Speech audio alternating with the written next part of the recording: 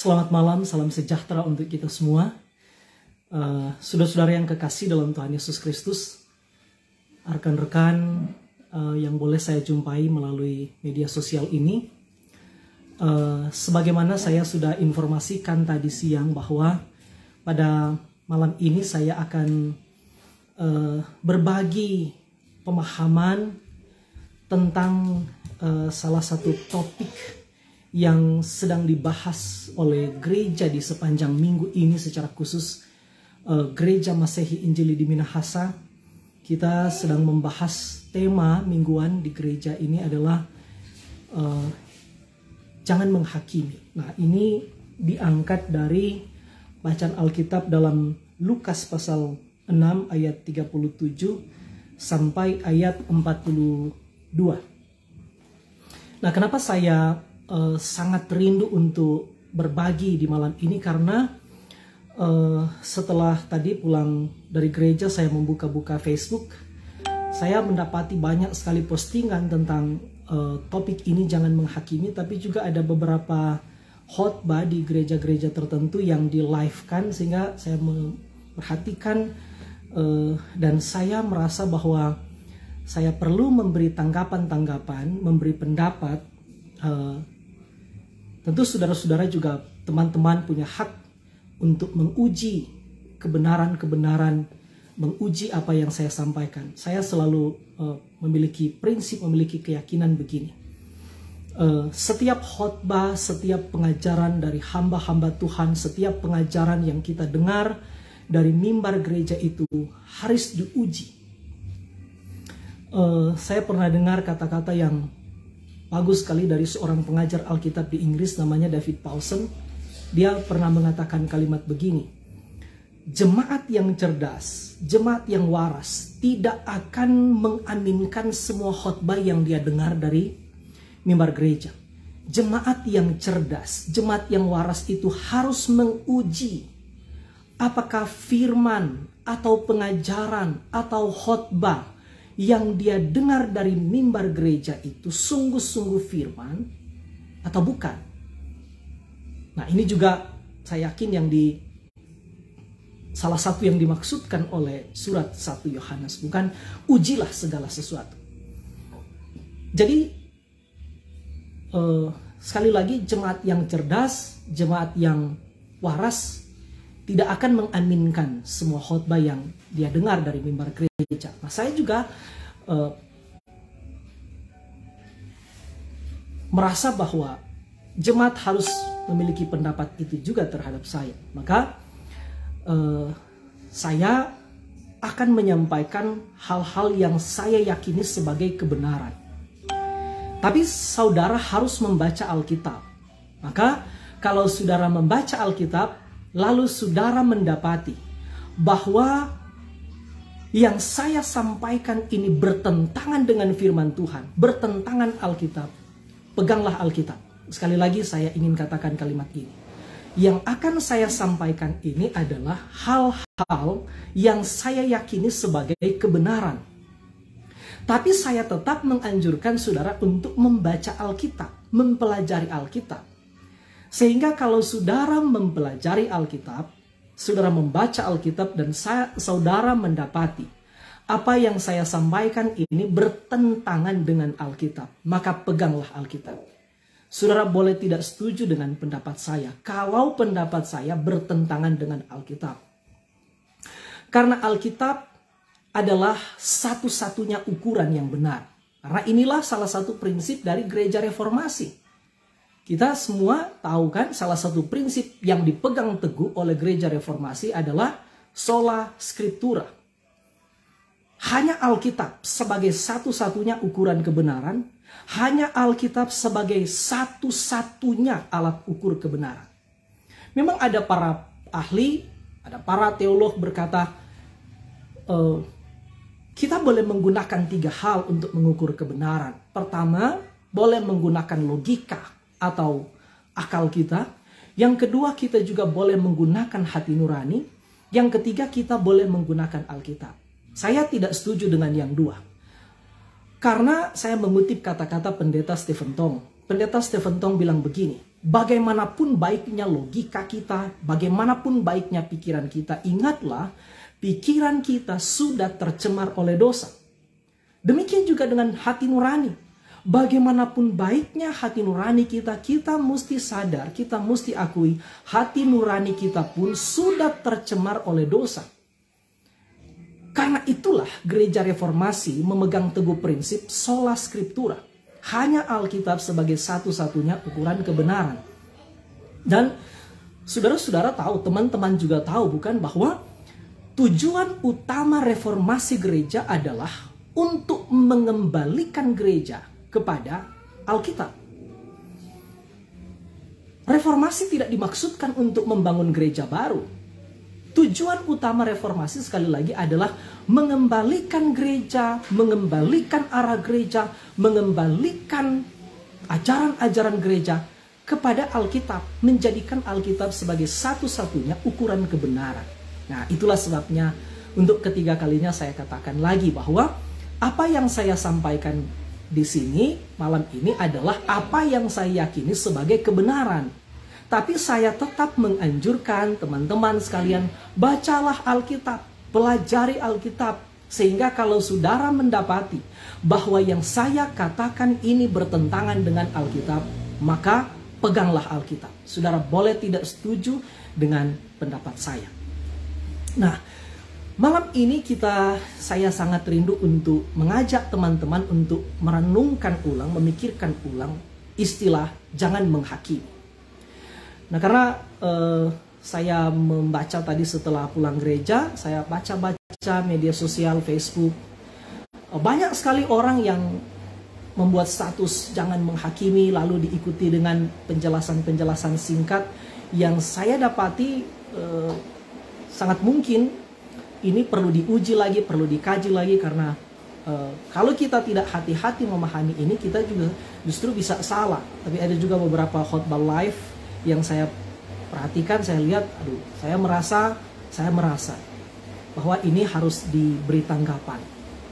Nah, sekali lagi bacaan kita secara khusus warga Gemim di minggu ini adalah Lukas pasal 6 ayat 37 sampai ayat 42. Saya tidak akan membaca ini lagi karena secara khusus kita yang warga Gemim sudah membaca ini.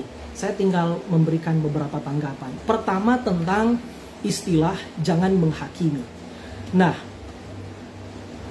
di Lukas pasal 6 ayat 37 ini ada paralelnya dengan Matius pasal 7, benar muncul istilah jangan menghakimi.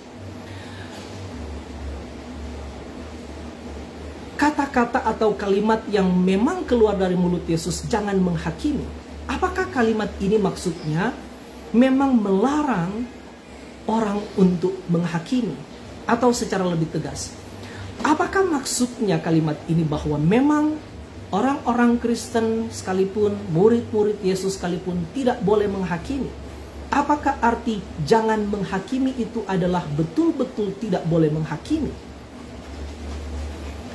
Karena coba saudara bayangkan atau pikirkan, memang di sini misalnya di Lukas pasal 6 ayat 37, memang di sini muncul kata jangan menghakimi.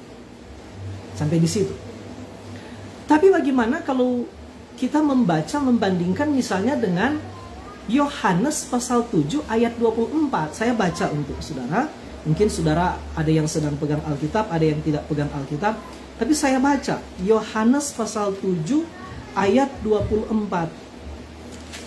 Yohanes 7 ayat 24 ditulis begini. Janganlah menghakimi menurut apa yang nampak, tetapi hakimilah dengan adil. Hakimilah dengan adil. Jadi,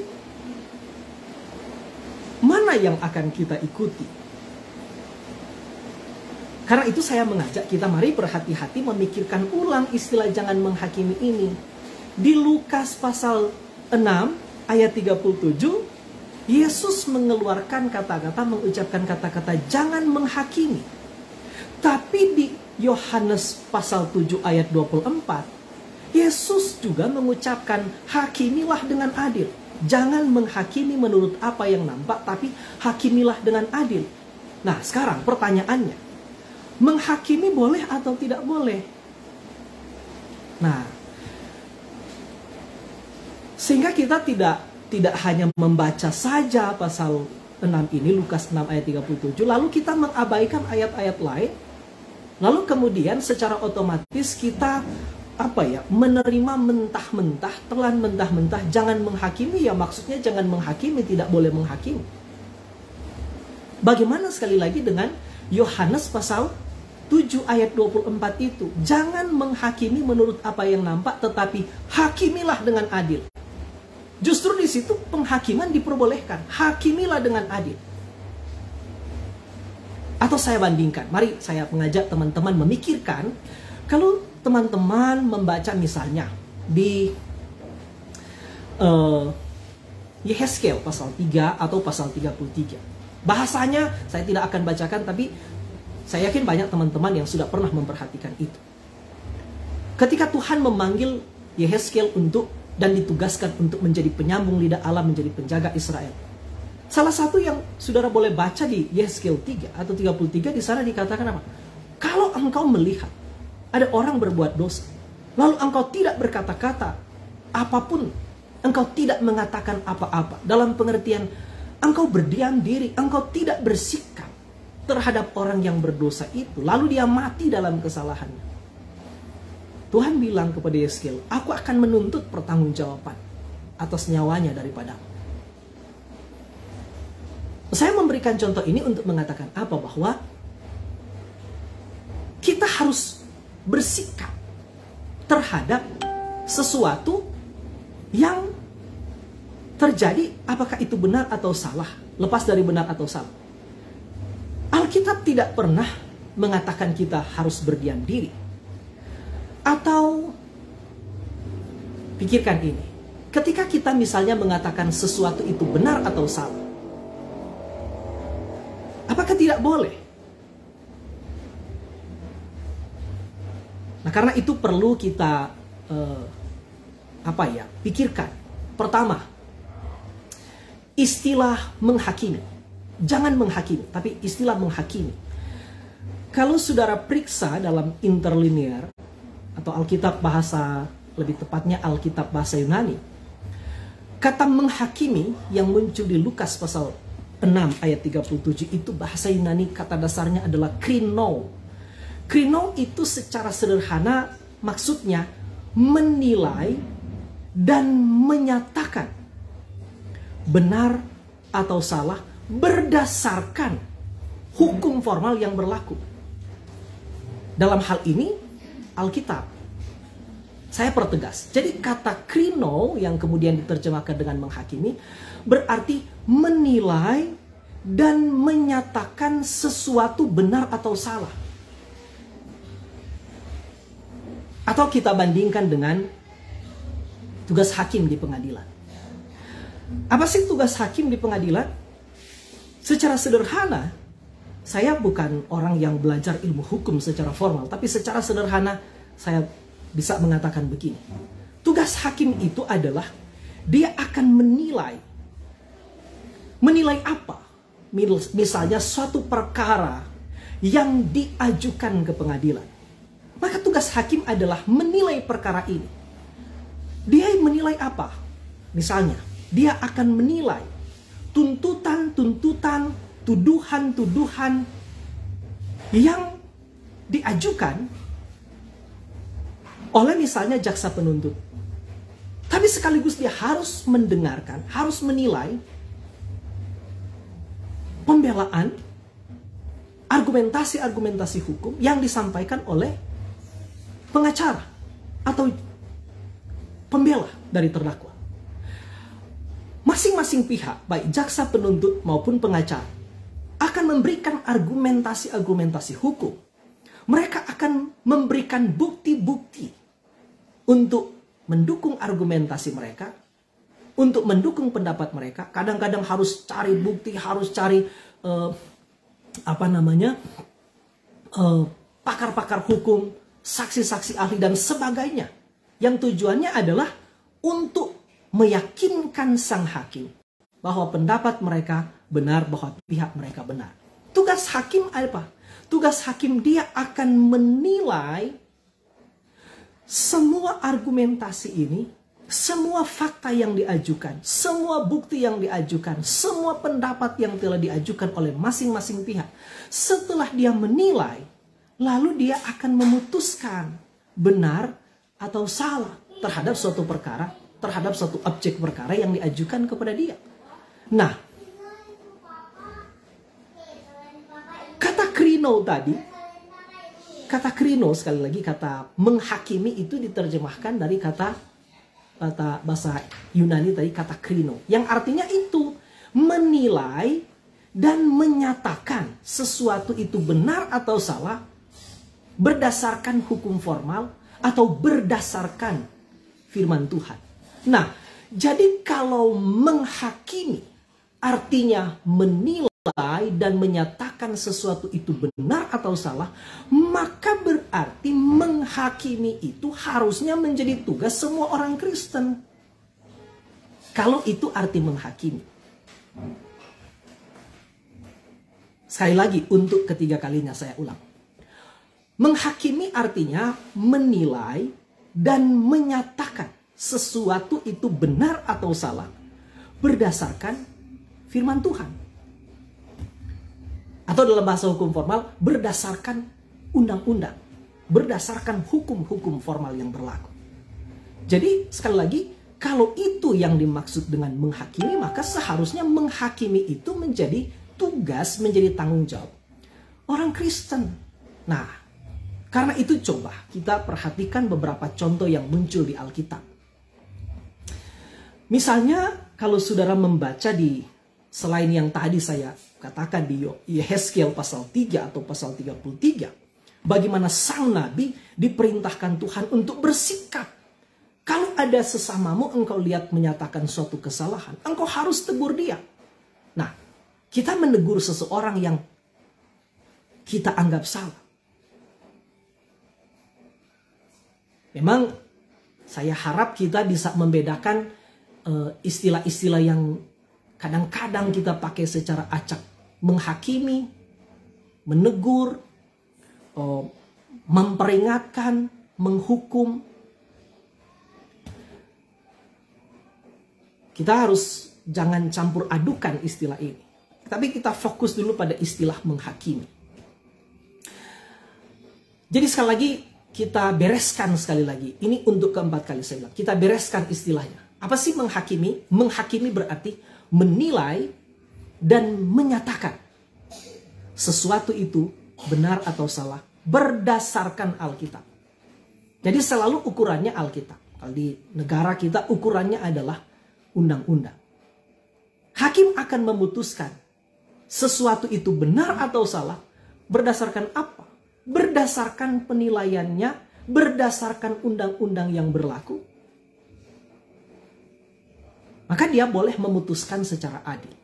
Dia boleh menyatakan tugas tanggung jawab penghakimannya secara adil. Lalu coba teman-teman pikirkan, saya baca ayat lain dari 2 Timotius 4. 2 Timotius 4 ayat 2. Ayat ini sebenarnya ayat yang sudah sangat populer, tapi saya baca untuk kita. Paulus ketika menulis surat kepada Timotius, ini 2 Timotius 4 ayat 2 ditulis begini. Beritakanlah firman, siap sedialah baik atau tidak baik waktunya. Nyatakanlah apa yang salah. Tegurlah dan nasihatilah dengan segala kesabaran dan pengajaran. Beritakanlah firman Tuhan, siap sedialah baik atau tidak baik waktunya. Nyatakanlah apa yang salah. Nah, ketika kita menyatakan sesuatu itu benar atau salah, itu menghakimi.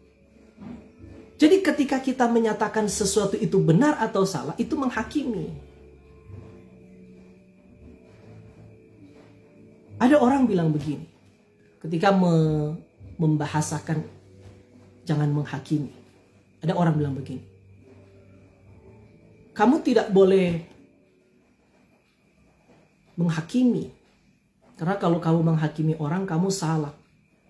Nah, coba perhatikan kalimat itu. Kamu tidak boleh menghakimi. Menyatakan seseorang benar atau salah itu urusan Tuhan. Karena kalau kamu menghakimi orang, kamu salah. Nah, dia sendiri sedang menghakimi. Aneh bukan? Bahkan ketika kita berkata kepada orang lain, jangan menghakimi, kita sendiri sedang menghakimi dia. Nah, ini kacau balau kan pengertian-pengertian banyak orang tentang istilah jangan menghakimi. Paulus mengatakan kepada Timotius, nyatakanlah apa yang salah. Ketika kita akan menyatakan sesuatu itu benar atau salah, itu menghakimi. Atau misalnya di ayat-ayat lain, misalnya kalau saudara membaca Galatia pasal 2 mulai ayat 11. Di situ ada cerita, Paulus cerita begini. Suatu ketika dia mendapati Petrus, atau saya baca di Galatia pasal 2 supaya lebih jelas saya baca untuk teman-teman. Galatia pasal 2 ayat 11. Ini Paulus yang cerita kepada orang-orang di Galatia. Dia bilang begini. Tetapi waktu Kefas datang ke Antiokhia, aku berterang-terangan menentangnya. Sebab apa? Sebab ia salah. Paulus bilang. Jadi ini sesama hamba Tuhan berani berkonfrontasi. Di mana? Saudara, saya baca ya. Jadi Paulus katanya, aku berterang-terangan menentangnya. Paulus berterang-terangan menentang Petrus sebab ia salah. Karena apa? Ayat selanjutnya bilang, karena sebelum beberapa orang dari kalangan Yakobus datang, ia makan sehidangan dengan saudara-saudara yang tidak bersunat. Tetapi setelah mereka datang, ia mengundurkan diri dan menjauhi mereka karena takut akan saudara-saudara yang bersunat. Dan orang-orang Yahudi lain pun turut berlaku munafik dengan dia, sehingga Barnabas sendiri turut terseret oleh kemunafikan mereka. Tetapi waktu kulihat bahwa kelakuan mereka itu tidak sesuai dengan kebenaran Injil. Sampai sini saya tahan dulu. Jadi Paulus menyatakan sesuatu benar atau salah berdasarkan apa? Bukan berdasarkan logikanya, bukan berdasarkan perasaannya, tapi dia bilang, aku melihat mereka memang salah, mereka munafik. Berdasarkan apa? Berdasarkan kebenaran Injil. Tetapi waktu kulihat bahwa kelakuan mereka itu tidak sesuai dengan kebenaran Injil, aku berkata kepada Kefas di hadapan mereka semua. Petrus berterang-terangan menegur Petrus di depan umum.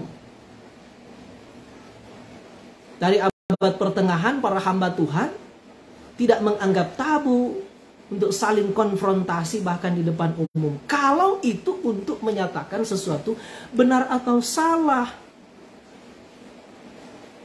Sangat heran sekarang ketika ada seorang hamba Tuhan menegur hamba Tuhan yang lain, itu dianggap tabu. Meskipun itu sudah terang-terangan, sudah nyata-nyata salah. Kalau ada hamba Tuhan berani menegur hamba Tuhan yang lain, meskipun hamba Tuhan yang ditegur itu memang secara terang-terangan salah, lalu yang mengkritik atau menegur itu, menyatakan salah itu betul-betul berdasar secara alkitabiah, kadang-kadang ini justru dianggap tabu, dianggap aneh dan dilarang oleh zaman ini. Itu justru aneh, bukan? Tapi saya baca lanjut.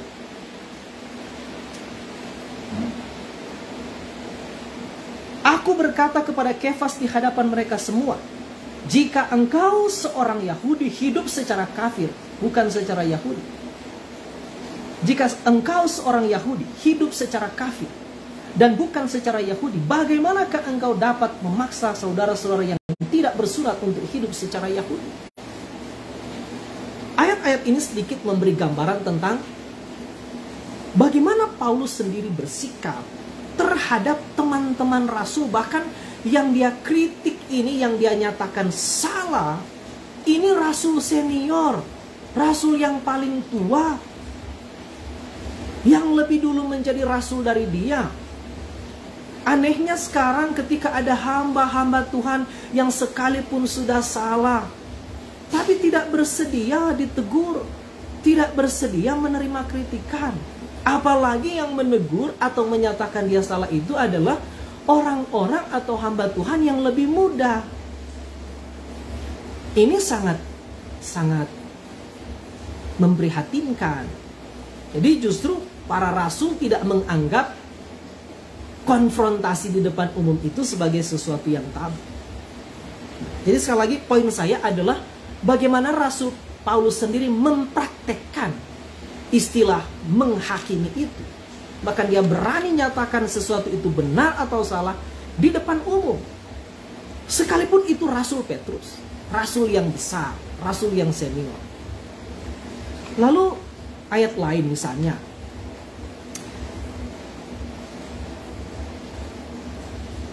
ketika saya katakan tadi, Rasul Paulus berani menyatakan Petrus itu salah, berdasarkan apa?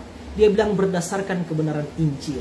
Nah, kalau teman-teman membaca di 2 Timotius pasal 3, mulai ayat 15 sampai ayat 17, di situ memang kita akan mendapati tentang, saya membahasakan 2 Timotius 3 ayat 15 sampai 17, di situ menjelaskan tentang 7 fungsi dari Alkitab. 7 fungsi dari firman Tuhan. Saya baca untuk teman-teman 2 Timotius 3 ayat 15, 16, 17. Ingatlah juga bahwa dari kecil engkau sudah mengenal kitab suci yang dapat memberi hikmat kepadamu dan menuntun engkau kepada keselamatan oleh iman kepada Kristus Yesus. Segala tulisan yang diilhamkan Allah memang bermanfaat untuk mengajar, untuk menyatakan kesalahan, untuk memperbaiki kelakuan, dan untuk mendidik orang dalam kebenaran. Dengan demikian tiap-tiap manusia kepunyaan Allah diperlengkapi untuk setiap perbuatan baik. Saya tekankan ulang ayat 16. Segala tulisan yang diilhamkan Allah memang bermanfaat untuk mengajar, untuk menyatakan kesalahan, dan seterusnya. Jadi ketika kita akan menghakimi, di awal tadi kita sudah definisikan, menghakimi berarti menilai dan menyatakan sesuatu itu benar atau salah berdasarkan Alkitab. Tidak boleh berdasarkan logika kita, tidak boleh berdasarkan hati nurani kita. Karena saya katakan ulang tadi, mengutip kata-kata dari David Pawson, mengutip kata-kata dari yang sering saya dengar diucapkan oleh Pak Pendeta Stephen Tong. Dia bilang, bagaimanapun baiknya hati nurani kita ini sudah tercemar oleh dosa, sudah terkontaminasi oleh dosa. Maka kalau kita sebagai orang Kristen berani menyatakan sesuatu itu benar atau salah, atau misalnya kita menyatakan sesuatu itu salah, tapi itu berdasar pada firman Tuhan, itu bukan hanya dianjurkan, itu diharuskan. Itu menghakimi namanya, menyatakan sesuatu itu benar atau salah. Jadi secara sederhana, menghakimi berarti menyatakan sesuatu itu benar atau salah. Ketika kita menyatakan sesuatu itu benar, ketika kita menyatakan sesuatu itu salah, kita sedang menghakimi. Maka sekali lagi, kita untuk sementara waktu boleh menyimpulkan, apakah orang Kristen boleh menghakimi? Boleh. Pertanyaannya, menghakimi yang tidak boleh, yang bagaimana? Menghakimi yang dilarang oleh Yesus Kristus, yang bagaimana?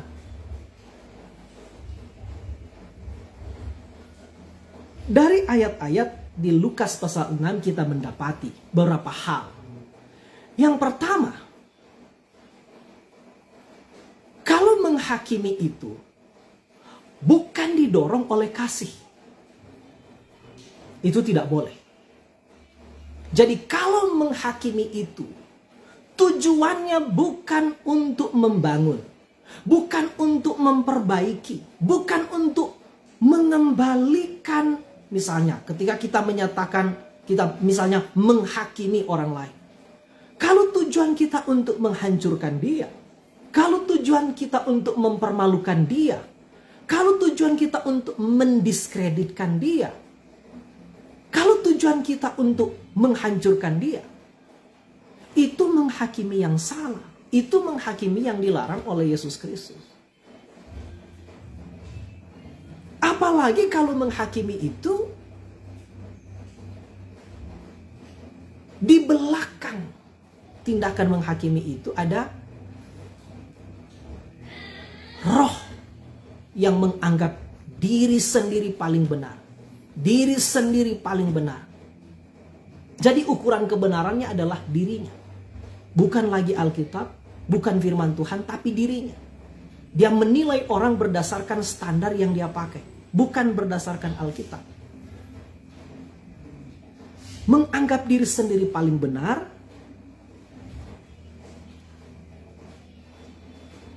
dan semua orang yang tidak memenuhi standarnya, tidak sejalan dengan dia, tidak sependapat dengan dia, dia akan nyatakan sebagai yang salah. Sehingga tujuannya adalah destruktif, menghancurkan, mempermalukan. Tapi kalau kita menyatakan seseorang itu salah, tapi yang mendorong kita adalah kasih, dan karena itu dengan maksud untuk memulihkan dia, mengembalikan dia kepada jalan yang benar, mengembalikan dia kepada prinsip-prinsip yang benar. Motivasi kita menyatakan dia salah bukan untuk mempermalukan dia, bukan untuk menghancurkan dia, bukan untuk menginjak-injak dia. Dan memang kita tidak pernah secara sengaja mencari-cari kesalahan, membesar-besarkan kesalahan, dan senang menemukan kesalahan. Sekali lagi, menghakimi menjadi salah kalau tujuan kita adalah untuk menghancurkan dia. Kalau tujuannya adalah untuk mempermalukan dia. Saya merasa bahwa saya harus akui saya adalah salah satu pendeta yang mungkin paling banyak menghakimi. Karena misalnya kita pelajari di Alkitab bahwa Yesus Kristus adalah satu-satunya Tuhan dan Juru Selamat. No other name. Nyanda ada nama lain yang menjamin keselamatan. Misalnya dicatat di mana? Kisah Rasul 4 ayat 12. Di bawah kolong langit ini tidak ada nama lain yang menjamin keselamatan selain daripada Yesus Kristus. Maka ketika ada orang, apalagi hamba Tuhan, pendeta, ketika dia mengatakan bahwa ada keselamatan di luar Yesus Kristus, saya mengatakan dia sesat. Karena apa? Berdasarkan logika saya, berdasarkan hati nurani saya, tidak berdasarkan Alkitab. Saya menghakimi iya. Saya mengatakan dia sesat. Kalau ada orang mengajar begini, dia menyampaikan dari mimbar, manusia itu diselamatkan karena perbuatan-perbuatan baiknya. Lalu saya mengatakan ini sesat. Saya menghakimi iya. Tapi berdasarkan apa? Berdasarkan Alkitab. Karena Alkitab mengatakan bahwa tidak akan pernah ada orang yang dibenarkan dan diselamatkan berdasarkan perbuatan-perbuatan baiknya. Tidak pernah ada orang boleh selamat karena perbuatan baik. Karena Alkitab bilang memang tidak ada orang berbuat baik. Memang tidak ada orang benar. Memang tidak ada orang saleh.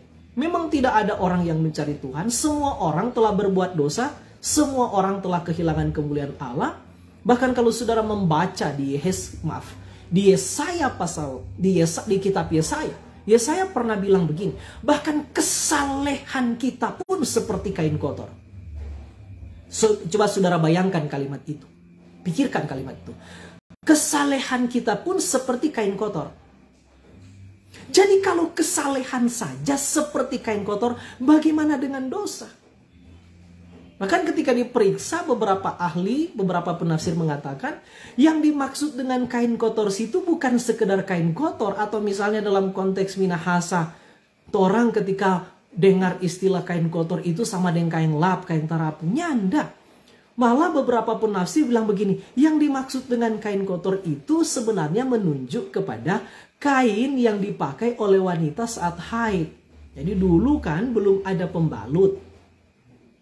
Jadi kalau wanita lagi haid, dia harus lapis dengan kain. Nah, kain yang dipakai saat wanita haid, itu yang dimaksud dengan kain kotor. Jadi untuk mengatakan apa? Betapa menjijikkannya hidup kita, betapa parahnya kita, betapa rusaknya kita, betapa cemarnya kita di hadapan Tuhan. Ketika diukur dengan ukuran-ukuran kekudusan Tuhan. Maka saya kemudian bilang, kesalehan kita pun seperti kain kotor. Maka kalau kesalehan saja seperti kain kotor, bagaimana dengan dosa-dosa? Lagi-lagi ayat itu untuk mengatakan apa? Tidak ada orang benar, tidak ada orang yang baik, tidak ada orang yang boleh selamat karena perbuatan baiknya. Maka itulah Alkitab mengatakan kita perlu anugerah. Dan itulah sebabnya Alkitab kemudian menyimpulkan keselamatan itu karena anugerah. Misalnya saudara boleh baca Efesus pasal 2 ayat 8 dan 9. Sebab karena kasih karunia kamu diselamatkan oleh iman itu bukan hasil usahamu, tapi pemberian Allah itu bukan hasil pekerjaanmu. Jangan ada orang yang memegahkan diri. Nah, keselamatan itu karena anugerah. Keselamatan itu karena iman. Ada orang pernah tanya begini ke saya, bagaimana sih membedakan keselamatan karena anugerah, keselamatan karena iman? Saya punya bahasa sederhana begini. Semua tindakan yang Allah lakukan untuk menyelamatkan kita, itu anugerah. Dan semua respon kita terhadap karya-karya Allah yang menyelamatkan kita, itu iman. Tapi harus kita ingat, iman itu bukan hasil perjuangan kita. Bahkan kalau saudara membaca dalam kitab Filipi, surat Filipi dikatakan, iman itu pun adalah anugerah. Iman itu pun anugerah. Jadi betul-betul kita diselamatkan karena anugerah. Sehingga ketika ada orang berani mengajar, sekalipun dia hamba Tuhan, dia bilang manusia boleh diselamatkan karena perbuatan baik, saya akan mengatakan dia sesat. Saya akan mengatakan dia salah. Nah, ketika saya katakan dia salah, dia sesat, saya menghakimi, iya, saya menghakimi.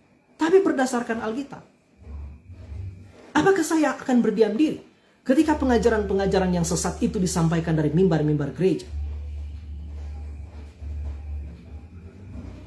Atau di tempat-tempat lain. Saya pernah dilapori oleh jemaat bahwa suatu ketika di suatu gereja Sulawesi Utara, ini saya tidak usah sebutkan namanya, di situ dilaksanakan KPI. Lalu saudara tahu informasi yang saya dengar, setelah KPI, setelah khotbah ada altar call.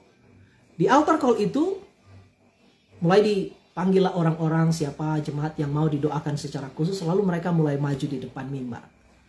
Lalu orang-orang yang maju di depan mimbar itu mulai didoakan satu demi satu sambil diiringi musik.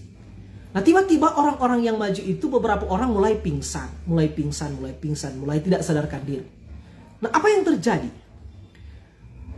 Tiba-tiba si hamba Tuhan yang memimpin KPI itu, yang sedang mendoakan itu juga, waktu melihat ada beberapa anggota jemaat yang maju di depan mimbar sementara doakan lalu pingsan atau tidak sadarkan diri, si hamba Tuhan itu suruh Komisi Pelayanan Doa dan Penginjilan KPDP cari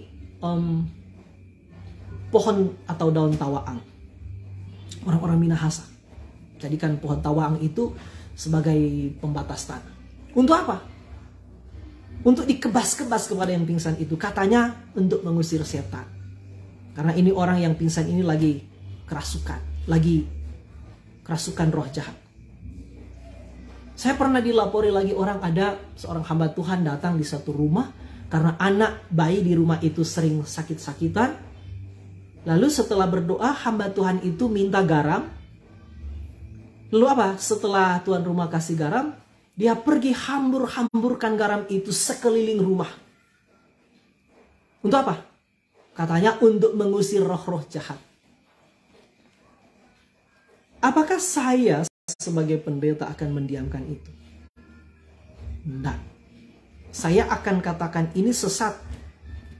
Ini salah. Ajaran dari mana sih setan takut tawaang? Ajaran dari mana setan takut garam? Pengajaran-pengajaran yang sesat. Atau misalnya ketika ada orang khotbah begini. Berilah persembahan persepuluhan, maka Tuhan akan ganti 100 kali lipat dan 200 kali lipat. Pengajaran-pengajaran itu enak sekali didengar dari mimbar gereja. Berilah persembahan persepuluhan, Tuhan akan bukakan tingkap-tingkap langit, Tuhan akan ganti 100 kali lipat dan 200 kali lipat. Ini ajaran yang paling merusak. Coba saudara hitung secara matematika. Kalau benar, kasih persembahan persepuluhan, nanti Tuhan akan ganti 100 kali lipat dan 200 kali lipat. Jadi kalau saudara memberi persembahan persepuluhan, misalnya 1 juta, kali 100, berapa? 100 juta. Lumayan. Saya mengatakan begini, pengajaran itu, kalau saudara kasih persembahan persepuluhan dengan berharap Tuhan akan ganti 100 kali lipat dan 200 kali lipat, itu bukan persembahan, itu sogok. Itu memancing Tuhan. Sama saudara memancing mujair kasih cacing. Kasih persembahan persepuluhan, kan Tuhan ganti 100 kali lipat. Ini ajaran sesat. Yang benar bukan kita beri persepuluhan dan Tuhan ganti 100 kali lipat. Yang benar adalah Tuhan kasih 100, engkau kembalikan 10%. Yang benar adalah dari yang Tuhan beri, kembalikan 1/10. Kira-kira begitu. Jangan putar. Ini sangat berbahaya.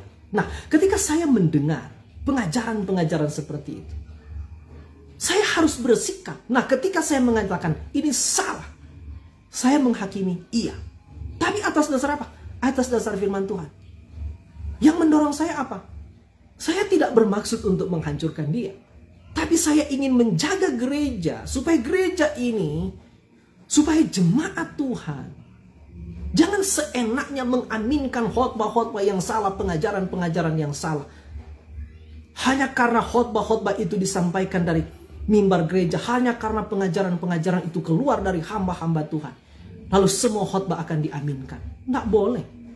Ujilah segala sesuatu. Ujilah segala sesuatu.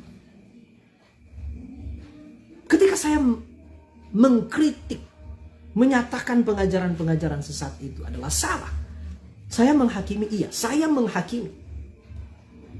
Tapi yang mendorong saya apa? Saya mengasihi gereja. Saya tidak mau gereja, jemaat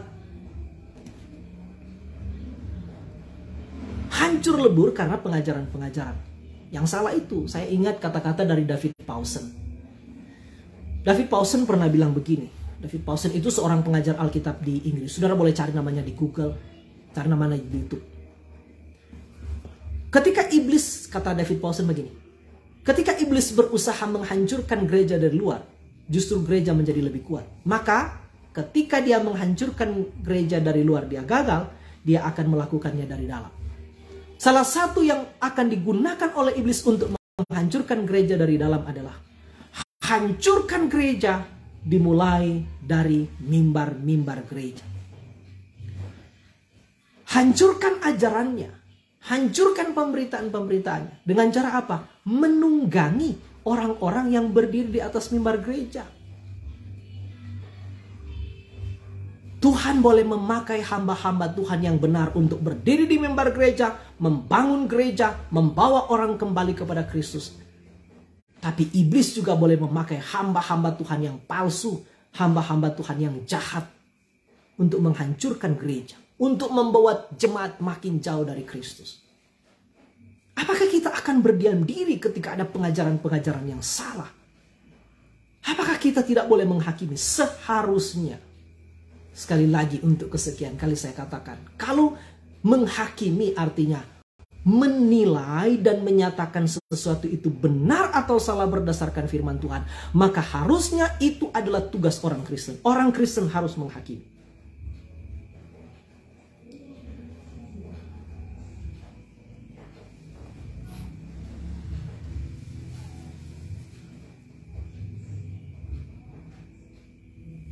Hal ini saya merasa harus saya sampaikan karena sangat mungkin sekali lagi seperti saya katakan tadi, pembahasan-pembahasan ini kemudian menjadi salah kaprah. Jadi kita simpulkan sekali lagi, menghakimi boleh atau tidak? Boleh kalau yang mendorong kita adalah kasih. Menghakimi itu boleh kalau tujuannya bukan untuk menghancurkan orang. Menghakimi itu boleh kalau tujuannya bukan untuk mempermalukan orang. Menghakimi itu boleh kalau tujuannya bukan untuk mencari-cari kesalahan orang. Bukan untuk membesar-besarkan kesalahan orang. Tentu untuk menghakimi, beberapa prinsip yang kita belajar dari Lukas ini. Pertama,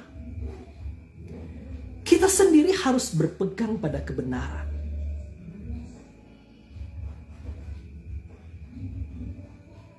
Supaya jangan sampai misalnya tujuan kita adalah untuk memperbaiki dia, untuk mengajar dia, untuk mengarahkan dia. Sementara kita sendiri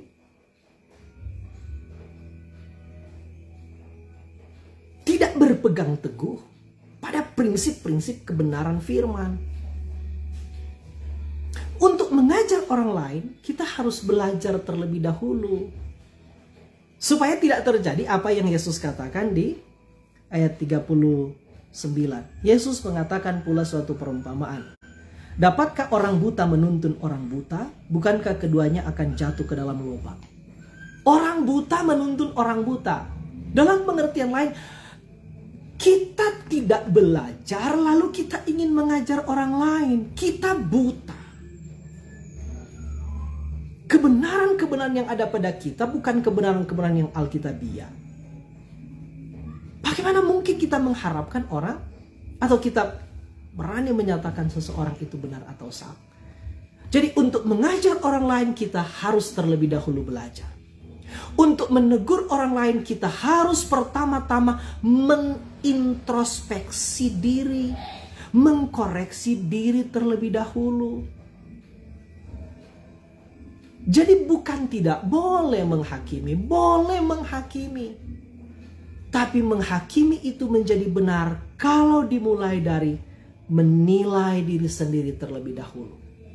Menguji diri sendiri terlebih dahulu. Mengkoreksi diri sendiri terlebih dahulu. Memperbaiki diri sendiri terlebih dahulu. Belajar firman terlebih dahulu. Mengisi pikiran dan hati kita dengan firman terlebih dahulu. Mendidik diri terlebih dahulu. Mengajar diri sendiri terlebih dahulu. Baru boleh mengajar orang lain. Supaya tidak terjadi yang Yesus katakan. Selumbar di mata orang kamu lihat. Kesalahan-kesalahan kecil. Hal-hal yang salah. Meskipun itu kecil kamu bisa lihat. Sementara ada balok di matamu. Ini yang dimaksud di balik kata-kata ini apa? Cobalah mengintrospeksi diri sendiri terlebih dahulu. Mengkoreksi diri sendiri terlebih dahulu. Memperbaiki diri sendiri terlebih dahulu. Jadi bukan tidak boleh menghakimi. Boleh menghakimi. Itu harusnya menjadi tugas orang Kristen. Itu harusnya menjadi tugas hamba-hamba Tuhan secara khusus dalam gereja. Penatua dan diaken harus menghakimi. Pendeta harus menghakimi. Orang Kristen harus menghakimi dunia. Orang Kristen harus menghakimi dunia. Dasarnya apa? Alkitab. Tujuannya apa? Untuk mengembalikan dunia ini, tatanan dunia ini, kembalikan kepada prinsip-prinsip yang sesuai dengan firman Tuhan. Ketika kita menghakimi, Tuhan juga mengingatkan, hati-hatilah. Karena ukuran-ukuran standar-standar yang kamu pakai untuk mengukur, untuk menjadi standar bagi orang lain, itu juga akan dipakaikan kepadamu. Ayat ini tidak bermaksud melarang kita tidak usah menghakimi. Tapi di balik kata-kata ini adalah hati-hatilah. Hati-hatilah karena kalau engkau menghakimi orang lain, engkau pun akan dihakimi. Ukuran yang engkau pakai untuk orang lain, itu akan diukurkan kepadamu. Standar yang engkau tetapkan untuk orang penuhi, standar itu juga akan dikenakan kepadamu. Tidak pernah ada larangan untuk menghakimi. Selama tujuannya saya katakan tadi, didorong oleh kasih dan tujuannya adalah untuk membangun gereja, untuk membangun orang lain, untuk mengembalikan orang lain kepada prinsip-prinsip kebenaran. Saya kira itu hal-hal yang boleh saya sampaikan. Jadi semoga itu bisa menolong kita. Saya sudah hampir 1 jam, sudah 45, sudah 50 menit. Saya akan segera mengakhiri ini. Kalau ada hal-hal lain yang saya pikirkan untuk perlu disampaikan, nanti akan saya sampaikan di mungkin 1-2 hari yang akan datang. Terima kasih untuk teman-teman yang boleh mengikuti ini. Tuhan Yesus memberkati kita semua. Selamat malam.